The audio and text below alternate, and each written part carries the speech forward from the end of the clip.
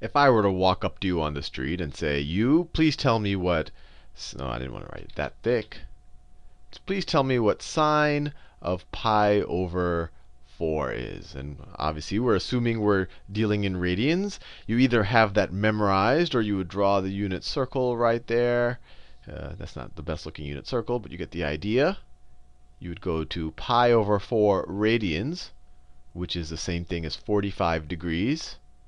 You would draw that unit radius out. And the sine is defined as the y-coordinate on the unit circle. So you would just want to know this value right here. And you would immediately see, OK, this is a 45 degrees. Let me draw the triangle a little bit larger. The triangle looks like this. This is 45. That's 45 degrees. This is 90. This is 90. And you can solve a 45, 45, 90 triangle. The hypotenuse is 1. This is x. This is x. They're going to be the same values. This is an isosceles triangle, right? Their base angles are the same. So you say, look, x squared plus x squared is equal to 1 squared, which is just 1. 2x squared is equal to 1. X squared is equal to 1/2. X is equal to the square root of 1/2, which is 1 over the square root of 2. I can put that in rational form by multiplying that by the square root of 2 over 2 over the multiplying that by the square root of 2 over 2, and I get x is equal to the square root of 2 over 2. So the height here is square root of 2 over 2. And if you wanted to know this distance too, it would also be the same thing. But we just cared about the height, because the sine value, the sine of this, is just this height right here, the y-coordinate. And we got that as the square root of 2 over 2. This is all review. We learned this in the unit circle video. But what if someone else, let's say on another day, I come up to you and I say, you, please tell me what the arc sine of the square root of 2 over 2 is. What is the arc sine? And you're stumped. You're like, I know what the sine of an angle is, but this is some new trigonometric function that Sal has devised. And all you have to realize when they have this word arc in front of it, this is also sometimes referred to as the inverse sine. This could have just as easily been written as, what is the inverse sine of the square root of 2 over 2? All this is asking is, what angle would I have to take the sine of in order to get the value square root of 2 over 2? This is also asking, what angle would I have to take the sine of in order to get square root of 2 over 2? I could rewrite either of these statements. As saying let me do it. I could rewrite either of these statements as saying sine of what is equal to the square root of 2 over 2. And this, I think, is a much easier question for you to answer. Sine of what is square root of 2 over 2? Well, I just figured out that the sine of pi over 4 is square root of 2 over 2. So in this case, I know that the sine of pi over 4 is equal to square root of 2 over 2. So my question mark is equal to pi over 4. Or I could have rewritten this as the arc sine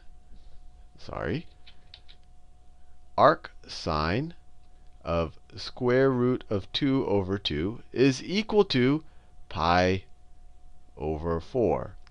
Now you might say, so just as a review, I'm giving you a value, and I'm saying give me an angle that gives me, when I take the sine of that angle, that gives me that value. But you're like, hey, Sal, look, let me go over here. You're like, look, pi over 2 worked. 45 degrees worked. But I could just keep adding 360 degrees, or I could keep just adding 2 pi, and all of those would work, because those would all get me to that same point on the unit circle, right? And you'd be correct. And so all of those values you would think would be valid answers for this, right? Because if you take the sine of any of those angles, you could just keep adding 360 degrees. If you take the sine of any of them, you would get square root of 2 over 2.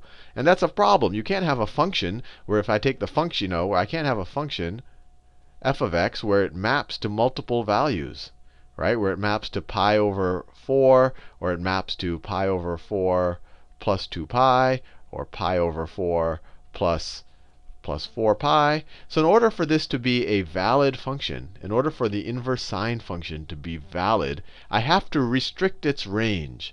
And the way that we'll just restrict its range to the most natural place. So let's restrict its range.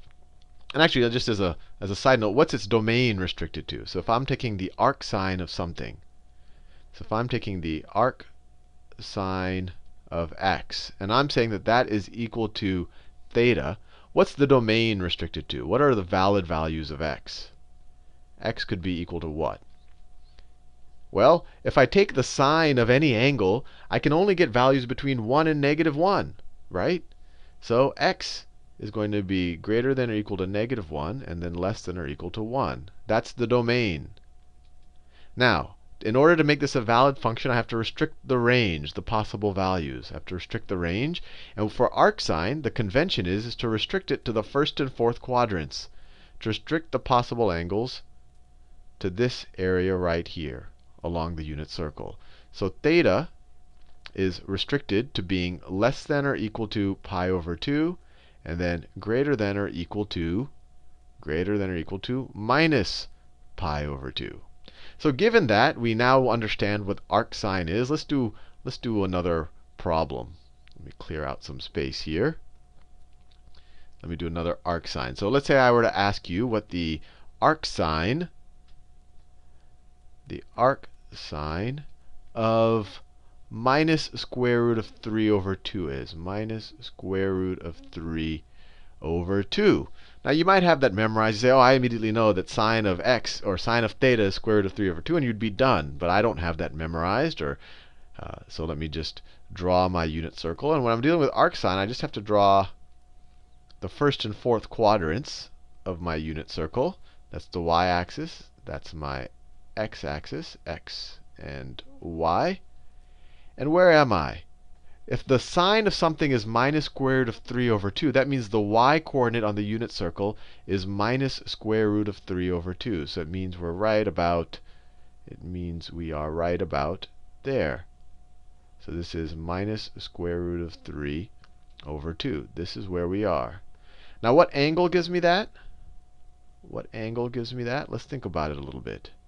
My y-coordinate is minus square root of 3 over 2. This is the angle.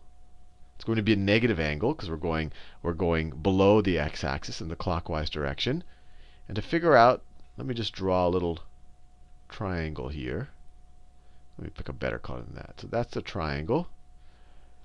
Let me do it in this blue color. So let me zoom up that triangle like that. This is theta. That's theta. And what's this length right here? Well, that's the same as the y height, I guess we could call it, which is square root of 3 over 2. It's a minus because we're going down, but let's just figure out this angle, and we know it's a negative angle. So when you see square root of 3 over 2, hopefully you recognize, hey, this is a 30, 60, 90 triangle. The square root of 3 over 2. This side is 1/2, and then of course this side is 1 because this is a unit circle, so its radius is 1. So in a 30, 60, 90 triangle, the side opposite to the square root of 3 over 2 is 60 degrees. The side over here is 30 degrees.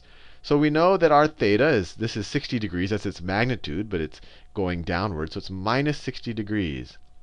So theta is equal to minus 60 degrees. But if we're dealing in radians, that's not good enough. So we can multiply that times pi radians for every 180 degrees. Degrees cancel out. And we're left with theta is equal to minus pi over 3 radians. And so we can say, we can now make the statements that the arc sine of minus square root of 3 over 2 is equal to minus pi over 3 radians. Or we could say the inverse sine of minus square root of 3 over 2 is equal to minus pi over 3 radians. And to confirm this, let me get a little calculator out. I put this in radian mode already. You can just check that per second mode. I'm in radian mode. So I know I'm going to get hopefully the right answer. And I want to figure out the inverse sine. So the inverse sine, the second and the sine button, of the minus square root of 3 over 2 It equals, see, minus 1.04. So it's telling me that this is equal to minus 1.04 radians. So pi over 3 must be equal to 1.04. Let's see if I can confirm that. So if I were to write minus pi divided by 3, what do I get? I get the exact same value. So my calculator gave me the exact same value, but it might have not been that helpful because my calculator doesn't tell me that this is minus pi over 3.